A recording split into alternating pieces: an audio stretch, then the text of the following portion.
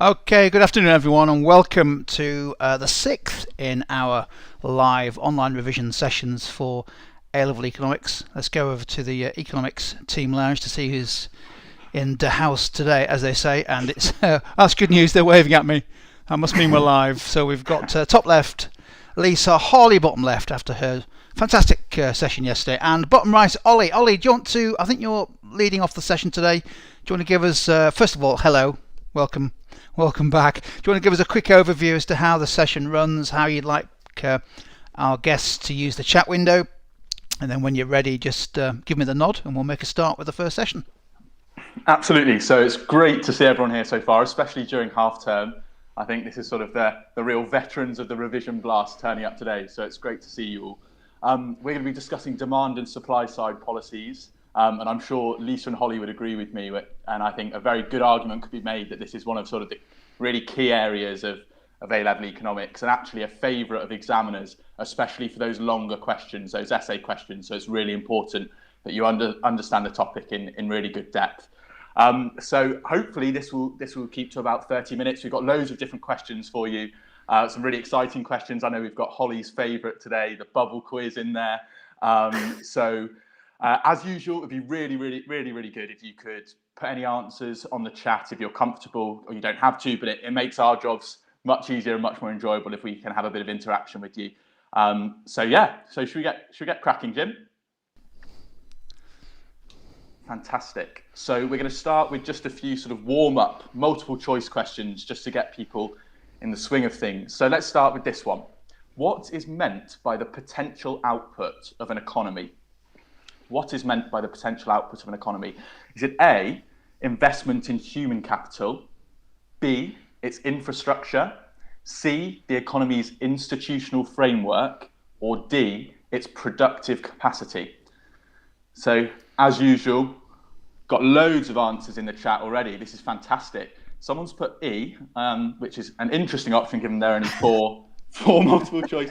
I'd advise that you never write E as an answer to a multiple choice question in the exam. I don't think that would go down particularly well. Fantastic. Give you a couple more seconds on this one. Hopefully a relatively nice and easy one to start with. Jim, should we see the answer, please? Productive capacity. So remember, an economy's full capacity output is the level of GDP where all the available factor inputs are fully employed. Fantastic. Great start. Should we move on to question 2?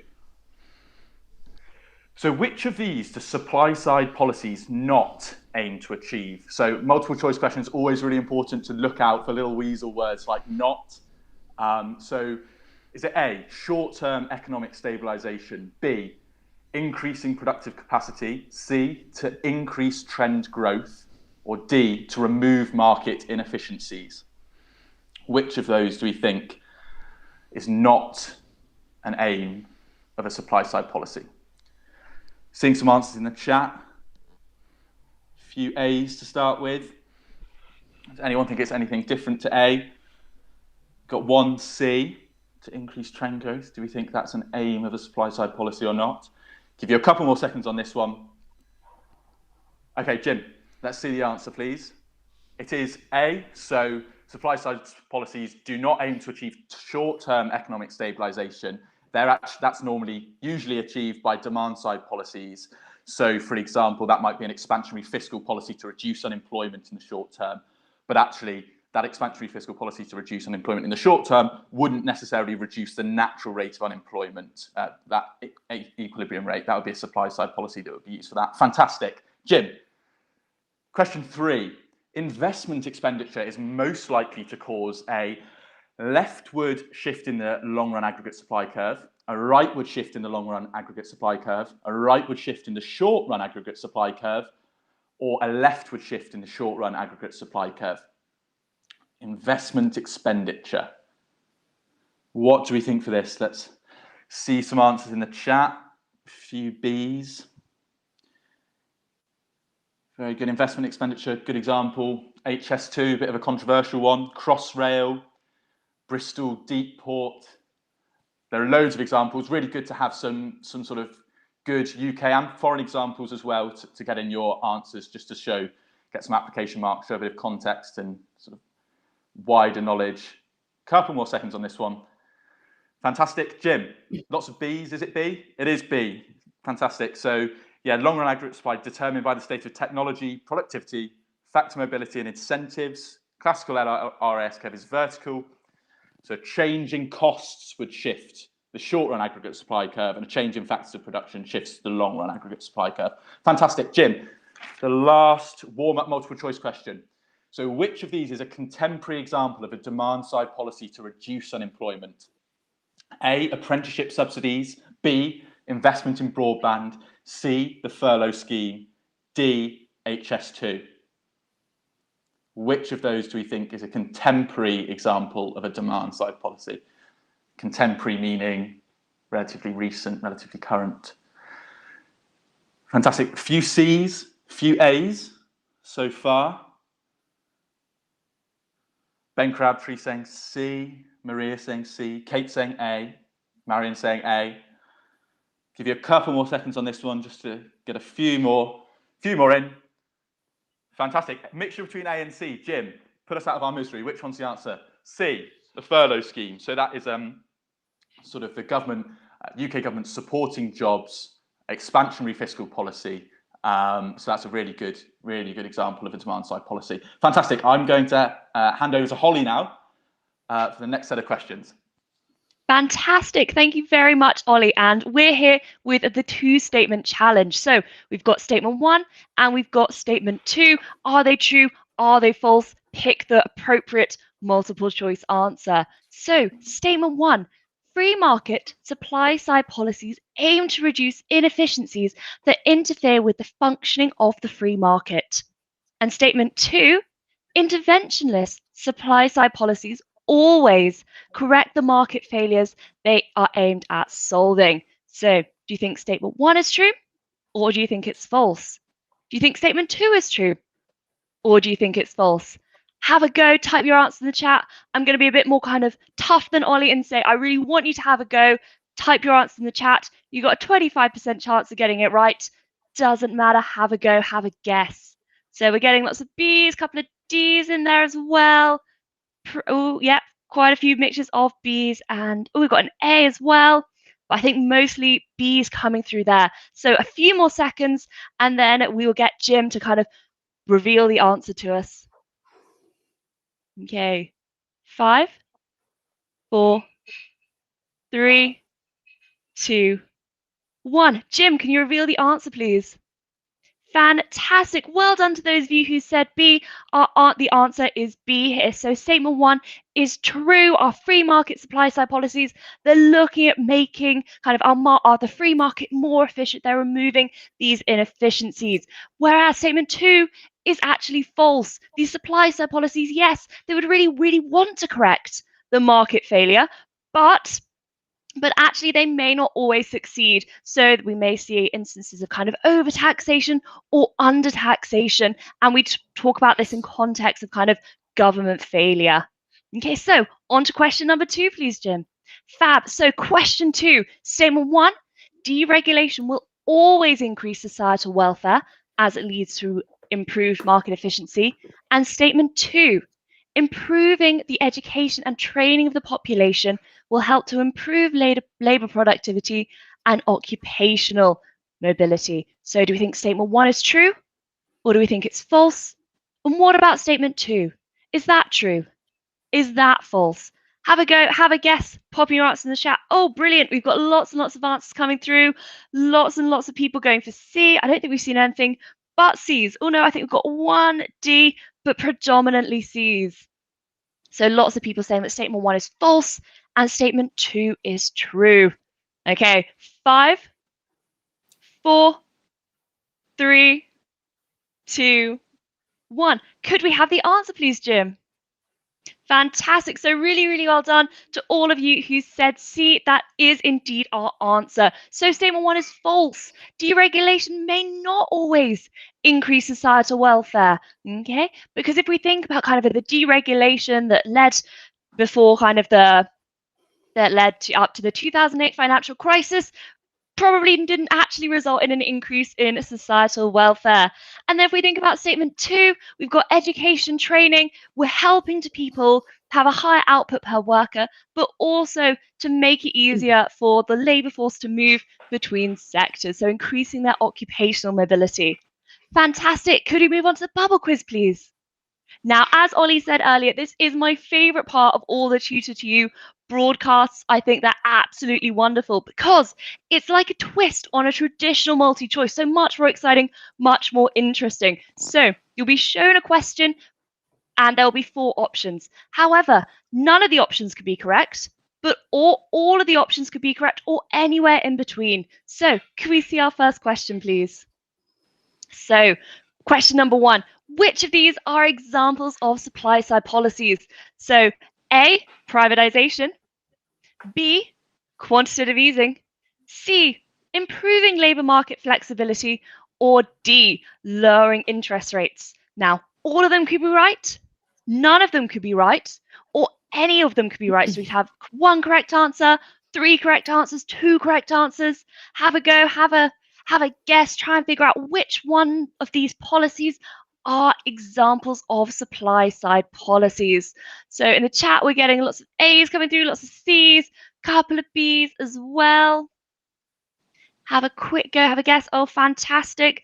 Lots and lots of A's and C's as well. So which one of these are supply side policies? We'll get 5 more seconds. So a couple of people think they all are supply side policies, but can we have our answer revealed, please, Jim? Fantastic. So A and C are the only examples of supply side policies, so aiming to increase the productive capacity of our economy, whereas B and D are examples of monetary policy, so something that the Bank of England would do in order to get inflation under control.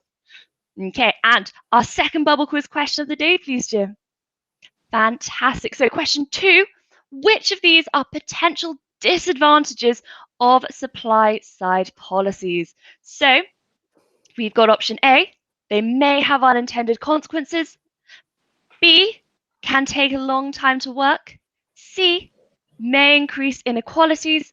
And D, can be costly. So which of these are potential disadvantages of supply side policies?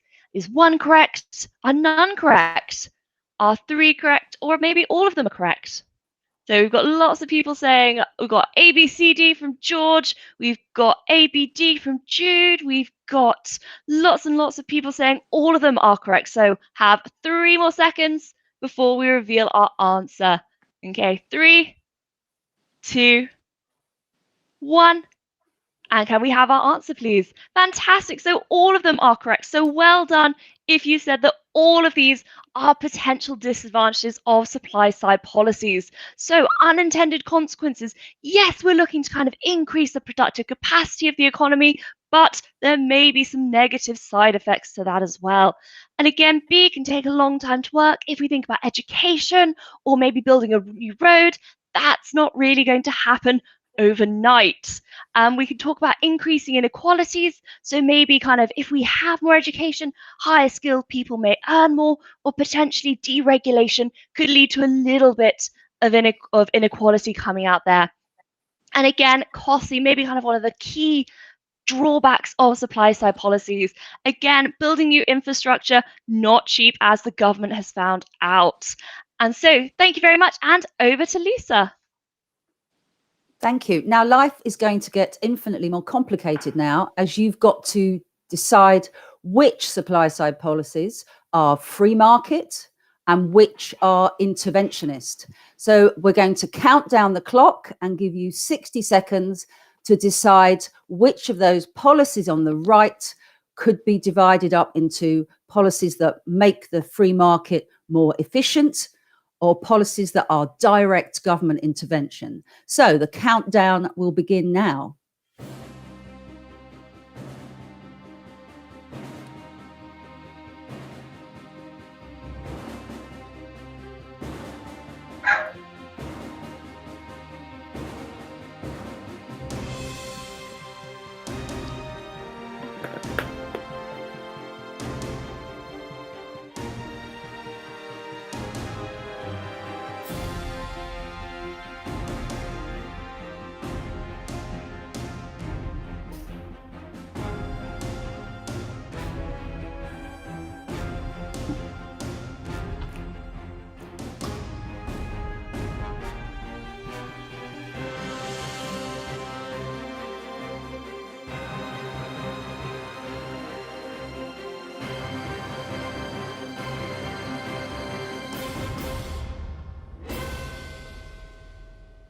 Pretty tricky stuff here. So can I see in the chat as to whether you think number 2 is a free market supply side policy or an interventionist supply side policy? What are we thinking here? I've got some fantastic answers there. Definitely, we're looking at tax incentives being a free market supply side policy. Jim, can you bring up the answers and we can see if everyone's got them correct? Okay. So if we look at those policies that are free market supply side policies, you can see that what they're doing is they are reducing barriers that would stop demand and supply working efficiently. So, for example, reducing income tax to incentivize work. If you can hang on to more of your income, you're going to be much more likely to want to take a job. Privatizing the Royal Mail, making it owned by shareholders who have got the profit incentive as opposed to being state run. Tax incentives for startups, again, that's about incentivizing people to become entrepreneurs and making it easier to hire and fire workers. Something the move to Brexit was about getting away from some of the legislation that the EU imposed, making it easier to hire and fire workers, making the labour market more flexible, leaner and able to respond to changes in market conditions. If we look at the policies on the right-hand side, so the interventionist supply-side policies, they are essentially about government spending on projects, so a new Oxford-Cambridge motorway, or funding increased computer science education. That's clearly designed to improve the quality of the labour market going forward. And again, subsidising agricultural activity. Now, you might think, well, hang on a minute, when I discuss subsidies, I'm also discussing taxes when I'm shifting demand and supply curves. But remember, if you are reducing tax, you're making the market more efficient. If you're introducing a subsidy, you are distorting the market. And free market supply side policies are about removing all of those distortions, making the markets work more efficiently. Next question, please, Jim. Okay, we're back to production possibility frontier. You've probably seen this more often in microeconomics, but it is a diagram you can use on a regular basis for macro when you're talking about the whole economy. So it's quite legitimate to use this diagram in micro and in macro. So we've moved from PPF1, position E, to PPF2, position F. So what will have caused that shift outwards? So we've increased the productive capacity of the economy. So which of those policies will have delivered that result? And I can see lots and lots and lots of correct answers. So that's quite brilliant. Jim, can you bring up the answer for us? Absolutely spot on, everybody. Successful supply side policies will shift out the productive capacity of the economy. Stronger trade unions would do the reverse because they would make labour markets less flexible and less efficient. And demand side policies are about stimulating aggregate demand. Remember, aggregate demand is total spending in the economy, and that is not connected to productive capacity. Well done, everyone. Let's go to the next question. Now we're back on macro territory here by looking at our long-run aggregate supply curve and our aggregate demand curve. And very often in multiple choice questions, they'll have two events happening. So you've got to work out which curve to manipulate and in which direction. So you've got a range of events here, and you've got to decide which one will shift aggregate supply, long-run aggregate supply, and which will shift aggregate demand. So let's run through these events. Firstly, a rise in capital productivity. In other words, technology advancing and machineries becoming more productive. Higher household incomes. What effect will that have on consumers? If you've got a more skilled workforce, what's that likely to do to productive capacity? What about if government spending falls? Government spending is, of course, a component of aggregate demand. What about more business red tape? When we talk about red tape, what we mean is barriers to starting up a business. How long does it take to get your business established? What sort of rules and regulations do you have to abide by? Export barriers to the EU. In other words, as it is at the moment, more difficult for us to export to the EU as we've left the customs union. Finally, worse capital mobility. Machinery not being able to move from one industry to another, which would clearly impact on output. And the currency falling in value, the pound getting cheaper. What will happen here? So let's have a look, and I can see lots of correct answers coming in. The word on the street is that it is C. So Jim, can you reveal to us whether it is or not? That's fantastic. Absolutely, the right answer is C. The long run aggregate supply curve has shifted in, and as a result of export barriers, that's going to affect our ability to export goods to the EU. X minus M is a component of aggregate demand. So it's likely that X minus M will either become negative, more negative, or move from positive to negative. Absolutely brilliant. Some of you are looking at 100% so far. And I am now going to pass back to Holly.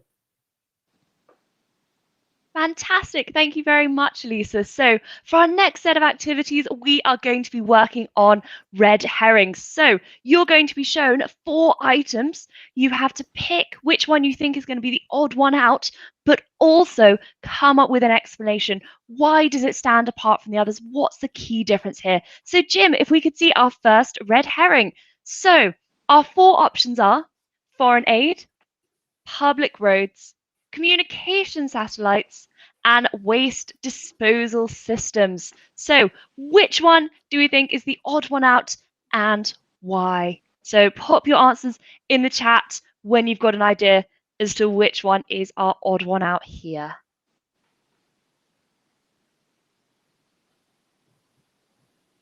Okay, so looking at the chat, we've got lots of A's being kind of highlighted as the odd one out. If you've picked A, can you come up with a reason as to why A is our odd one out? Oh, so we've got some options coming in. So we're talking about supply side policies, infrastructure, maybe improving efficiency as a reason why A is our odd one out. Yeah, good. We've got some good answers coming in here. Lots of justifications for why A is our odd one out. I don't think anyone said anything apart from A so far. So Jim, could you reveal our answer, please? Really, really well done to those of you who said foreign aid and an infrastructure investment. So A is the only one that isn't an infrastructure investment, while B, C, and D are all infrastructure investments aimed at kind of boosting the supply side of the economy. Fantastic. On to red herring number 2, please. So our 4 options for the second question are deregulation, lower income tax, anti-monopoly legislation, and start-up grants. So which one do you think is the odd one out and why? Do we think it's lower income tax maybe? Or what about start-up grants? Could that be the odd one out?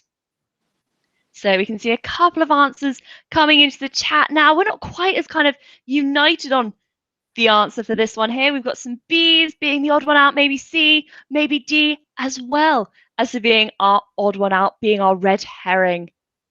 And if you put an answer in, do remember to kind of explain why. Why is it your odd one out? So we've got some answers coming in here. D, saying all of that, talking about kind of free market, supply side policies coming in twice. Oh, what about B? Maybe it doesn't necessarily encourage new businesses. We're talking a little bit about competition as well. So we'll go 5 more seconds. Make sure you've had a go at answering the question. So 5, 4, 3, 2, 1. Can we have our answer, please, Jim? Fantastic. So some of you were talking about B in the chat, so really, really well done. And also lots of you kind of mentioning about increasing competition. So deregulation that's going to increase competition by maybe letting more firms come into the industry. Again, anti-monopoly legislation. So it's reducing the power of these really, really big firms, making the market more competitive. And again, startup grants, helping smaller firms get into the industry to make it more competitive as well. Whereas we've got lower income tax, that wouldn't necessarily impact the level of competition within the industry, more to do with kind of individual workers' incentives, whether they want to work or whether they'd rather do something else. So our final red herring for this afternoon, please, Jim. Fantastic. So we've got our 4 options. Pick which one you think the odd one out is and type your answer in the chat as well, please. So option A, improve labour mobility. Option B, increase labour productivity. Option C, reduce trade barriers. Or D, to develop skills. So which one is the odd one out and why? So looking through all the questions and looking through all the answers in the chat, we're getting lots and lots of C's here, but not very many kind of explanations as to why C is our odd one out. So make sure you're writing down why it's our odd one out. Oh, we've got a couple of answers here talking about influencing labour, talking about supply side policies, again talking a lot about our workforce. Fantastic. So lots and lots of C's coming here. Brilliant. Okay, and Jim, can we reveal our answer, please? So well done for those of you who said C and for talking about the labour market and for talking about kind of increasing our productive capacity. That is our right answer here. So A, B, and D, they all are kind of aims of human capital investment. It's what the government hopes to achieve when investing in human capital through kind of education or apprenticeship measures. Whereas C, reducing trade barriers, that's not really kind of an aim of human capital investment, maybe to do with, maybe they could look to kind of trade economic union, for instance, if they wanted to reduce trade barriers. Okay, and that was our final red herring for the day, but we're moving on to our rankings now. So what the challenge is here is that you have to rank all of these 8 countries, the highest to lowest, in terms of their R&D spending as a percentage of their GDP. So R&D, really, really useful as a supply side measure, talking about kind of increasing investment, increasing their productive capacity of the economy. So do we think Russia's got really, really high R&D spending? Or maybe Germany? What about kind of South Korea? Use your background knowledge of these countries to maybe have a think which of these countries has really, really high R&D spending or really, really low R&D spending. So I'll give you a couple of minutes. Sorry, not a couple of minutes. We'll give you about 10 seconds to have a go, have a quick look at ranking them. Obviously, as Theo's done, don't write out all the countries. You can use their numbers as well to rank them if you want to be a little bit faster. So R&D, it's about investment spending, so looking at kind of new technologies. Okay, so which countries spend a lot on investment and which countries don't spend very much of their GDP on investment. So we've got kind of a lot of answers coming through here. We've got 8, so China may be spending a lot, and we've got 1, so Russia's spending quite a low percentage. Then we've got 4 coming up quite a lot, so Germany. We'll give 10 more seconds before we reveal the answer.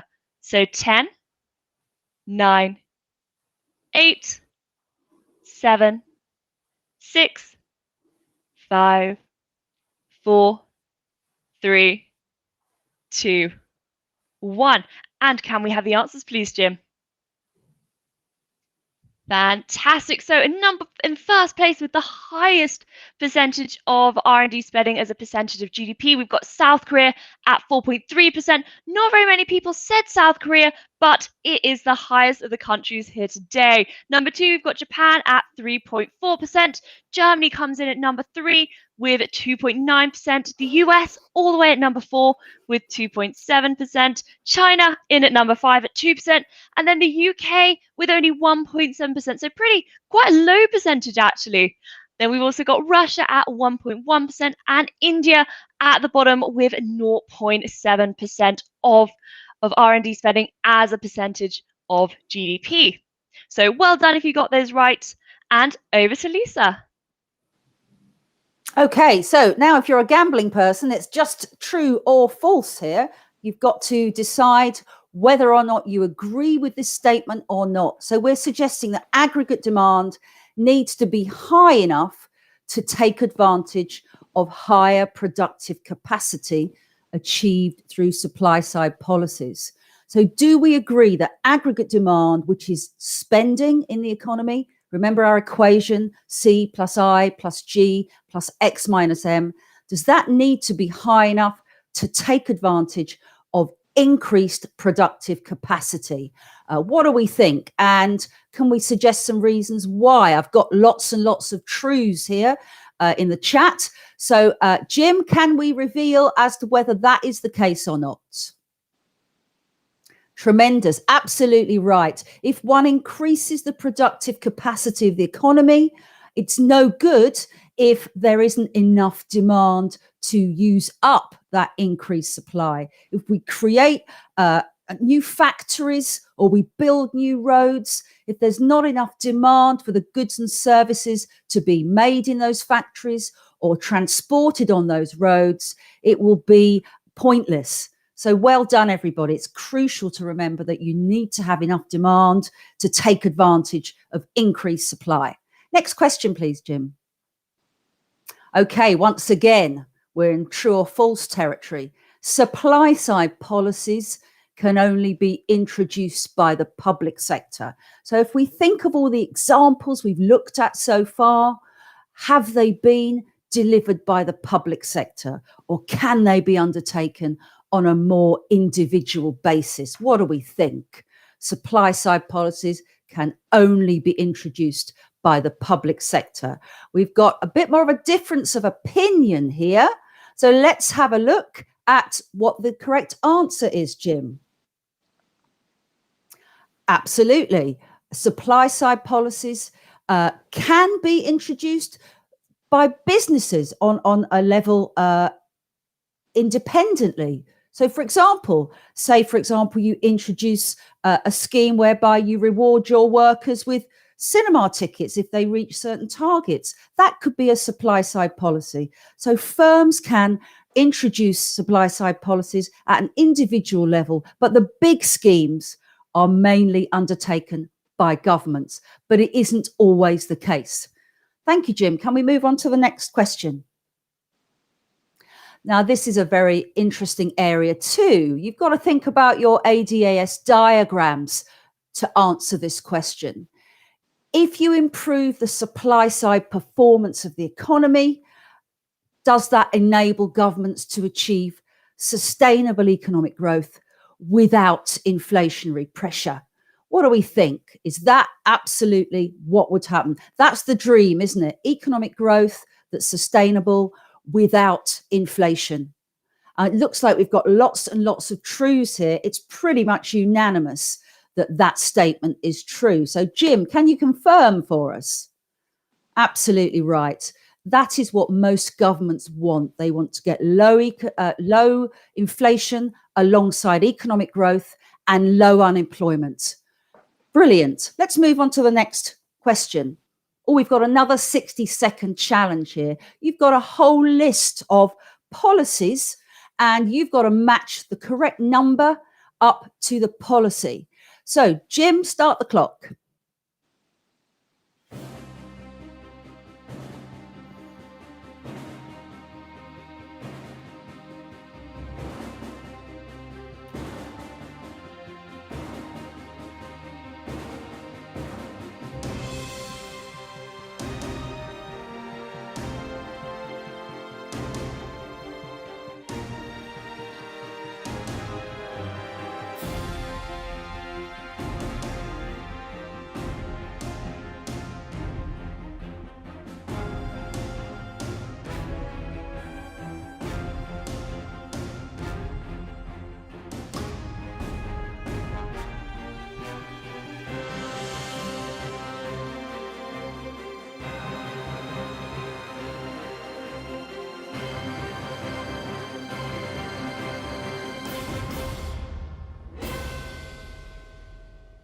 Okay, quite a tall order to get through all of those, but I can see lots of correct answers.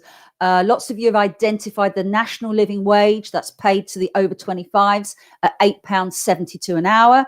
That would generate you a gross income per year of about 16,000. Let's put in order the correct answers, Jim. Let's take a look. And you can see here that, interestingly, corporation tax in the UK is incredibly low compared to other European countries. That's the tax on the profits of business. So very clearly, it's come down pretty dramatically over the last 10 years. A lot of these other projects you can see are astronomical. HS2, which is the rail link, very controversial up the West Coast, is going to cost £106 billion. The personal tax allowance, that's what you receive before you pay any income tax, 12,500. That too has gone up over the years, and that clearly is an incentive to work. And if we look at funding to train UK teachers to code, 78 million, it's not a lot really. That's like 5p down the back of the sofa, isn't it, compared to the spending on HS2. But that's designed to create a workforce that are much more technologically savvy. The Heathrow Airport expansion looks like a bargain compared to HS2. My particular pet project is Crossrail, which, if you think back to Holly's earlier slide, talking about the downsides of supply side policies, they're expensive. They often don't come in on time. I am desperate for Crossrail to be finished, as it will make my journey to work infinitely easier. It's been delayed so often that by the time it's up and running, I reckon I'll be retired, or even worse, dead. So these are examples of different supply side policies and the costs attached to them. Always very useful to have these examples up your sleeve in exams. And now I will pass over to Ollie. Fantastic. Thank you very much, Lisa. So these are the last couple of activities now. So let's power through to the end. So this one is a trapdoor. So I want you to identify which tiles indicate supply side weakness in an economy.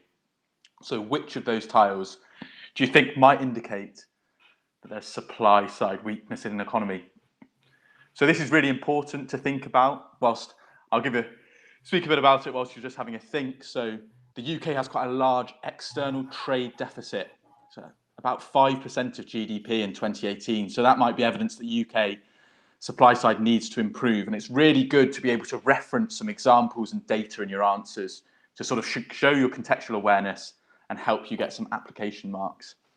So whilst we're having a look at these tiles, think about the things that might make an economy less productive or less efficient. Maybe just put some tiles that you think might be correct in the chat. Seeing lots of answers coming through now. This is really good. Give you a few more seconds on this. Last couple of seconds. Fantastic. Jim, should we see what the answers are? Brilliant. So deep regional economic imbalances, skills shortages in key sectors, low labour mobility, low R&D spending as a percentage of GDP. Holly looked at that earlier. The UK's R&D spending is actually quite low compared to some other countries, only 1.7%, and ageing infrastructure. So there's some examples of things that indicate supply side weakness in an economy. Fantastic. Really good to get some specific examples of those for your exams. And we'll move on to the final activity now, arguably the most fun out of them all. And this one is actually looking at something that I find really interesting, which is the Ease of Doing Business Index. And if Jeff, Jim, or John are watching, maybe you could put a link to the World Bank website so people can have a look at this. So it's an index that looks at how easy it is to sort of start a firm in a country and operate a firm. So it looks at factors like how easy it is to pay your taxes, how easy it is to enforce contracts or get credit and protect minority investors. So it's really, really good way of showing sort of how the supply side operates and how easy it is for firms to operate. So what we'll do is we'll have a look at some countries and see if they rank higher or lower than the preceding country. So Jim, where's Germany on the index? It's out of 190. So Germany is 22nd. What's the next country, Jim, please? The UK. So do we think the UK will rank higher than Germany? Is it easier to do business in the UK than Germany or not? So have a think about that. So often ease of doing business is sort of partially down to the quality of institutions. So if you've got good courts and good laws, that makes it easier to enforce contracts, for example. So we've got some people saying lower, some people saying higher, a bit of a split, to be honest with you. Well, let's have a look. Jim, is it harder or easier? So it's easier. So the UK ranks 8th compared to Germany's 22nd. So the UK is actually ranked 33rd in trading across borders. But so it'll be interesting to see how Brexit will change that. There's been lots of stuff in the news recently about, for example, shellfish companies in the UK really struggling to export to the EU. Fantastic. The next company, Jim. Country, I keep saying company. Japan. Do we think it's easier to do business in Japan than the UK? So if it's easier, they'll be ranked higher. They'll be closer to first. New Zealand is actually first in the world. And Somalia is right down at the bottom at 190th. Japan. So we've got Jude thinks it's harder to do business. Will thinks it's easier. Any more thoughts on this? Couple more seconds. Okay, fantastic. Jim, is it harder or easier? It is harder. So it's 29th, Japan is ranked. So part of the reason it's harder to do business in Japan than the UK, supposedly is because Japan is 94th for accessing credit. So firms can find it hard to secure lines of credit. Fantastic. And the final one, China. Where did China rank compared to Japan? Are they higher than 29th or lower? Is it easier or harder to do business? Final question for the whole revision blast. So let's see what answers you've got. You've done fantastically well so far. Really, really good to see so much engagement in the chat, especially during half term. It's really, really good to see. Fantastic. We've got lots of people saying easier. Jim, what do we think? It's just harder. So 31st compared to 29th. So only just harder. In China, the one thing that's quite hard to do is pay taxes. So they're ranked 105th in paying taxes. And you can find the Ease of Doing Business Index if you just type it into Google. And it's a really good way to find some examples for your questions, especially on things like globalization and development economics, to see which areas of an economy certain economies do well at and don't. Fantastic. So if we go back to seeing the presenters now in the economics sort of live rooms, it's been a really fantastic session, everyone. As always, really good engagement for our revision blasts, especially during half term. I'm really chuffed with that. So as always, subscribe to the channel and like the video. Otherwise, Jim might lose his job. And subscribe to the channel to get sort of notifications of future revision blasts. Next week, I'm just looking at my notes. International trade is next Tuesday at 2 p.m. and then market failure is next Thursday at 3 p.m.